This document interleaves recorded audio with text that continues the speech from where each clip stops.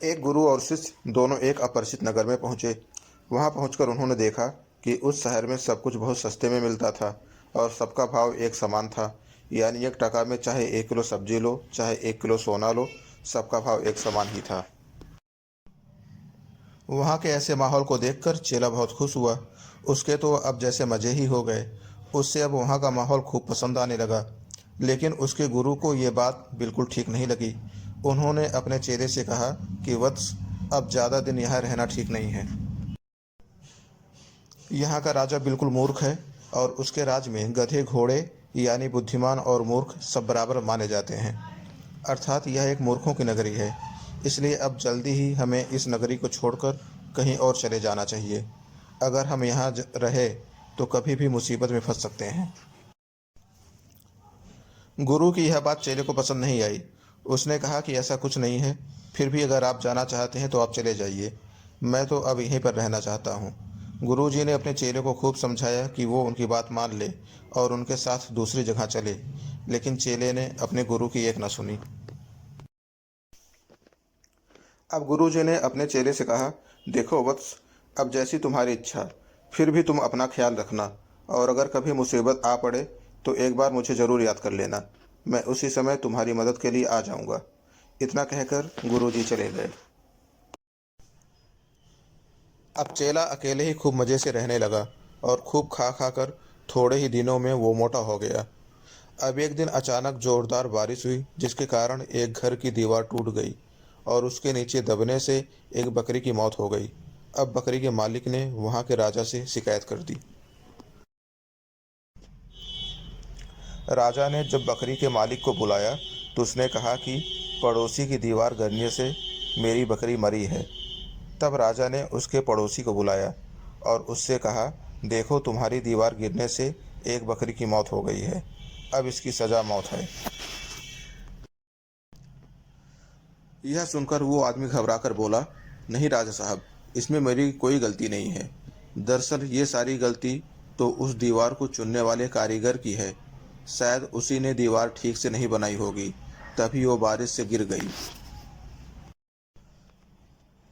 तब राजा ने कारीगर को बुलवाया। कारीगर बहुत घबरा गया और उसने कहा, महाराज, इसमें मेरी कोई गलती नहीं है, क्योंकि मैंने तो पूरी ईमानदारी से उस दीवार को चुना था।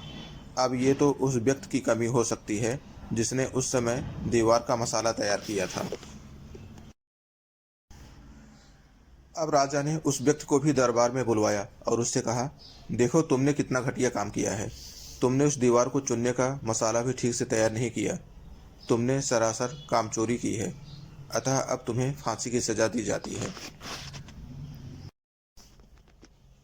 यह सुनकर वो आदमी बहुत रोया और उसने राजा से खूब मिन्नतें की कि उसकी जान बख्श दी जाए, लेकिन राजा अपने फैसले पर कायम रहा। अब फांसी का फंदा तैयार किया जाने लगा। जब उस आदमी को फांसी दी जाने लगी तो फांसी का फंदा उसके गले से ढीला रह गया, यानी फंदा थोड़ा ज़्यादा बड़ा बन गया था। अब क्या किया जाए, क्योंकि फंदा थोड़ा बड़ा बन गया, फिर भी फांसी तो हर हाल में दी जानी थी, फिर चाहे किसी दूसरे को ही क्यों न देनी पड़े। इसके लिए अब ऐसे आदमी की तलाश की जाने लगी जिसके गले में वो फांसी का फंदा फिट बैठ सके। अब राजा के सिपाही ऐसे व्यक्ति की तलाश करते हुए उसी चेले के घर तक जा पहुंचे। उन्होंने उस चेले को पकड़ा और जब उसके गले का नाप लिया तो फंदा एकदम फिट बैठ गया। अब सिपाही उस चेले को लेकर आए और फांसी पर चढ़ाने की तैयारी करने लगे। ये देखकर चेला बहुत घबरा गया। उसने राजा से खूब मिन्नतें की कि उसकी जान बख्श दी जाए, क्योंकि उसने तो कोई गुनाह ही नहीं किया है। लेकिन राजा ने उसकी एक भी बात नहीं सुनी। राजा ने चेले से कहा, देखो युवक, हम किसी और को फांसी की सजा का हुक्म सुना चुके हैं, लेकिन उसके गले में ये फंदा बहुत ढीला है, इसलिए उसके बदले में अब तुम्हें फांसी दी जा रही है। अब मैं अपना हुक्म तो वापस नहीं ले सकता, इसलिए इस फंदे पर किसी को तो झूलना ही पड़ेगा ना। अब तो चेला बहुत घबरा गया, क्योंकि मौत अब उसे अपने सामने ही नजर आ रही थी। तभी उसे अपने गुरु की बात याद आई और उसने मन ही मन अपने गुरु को याद किया।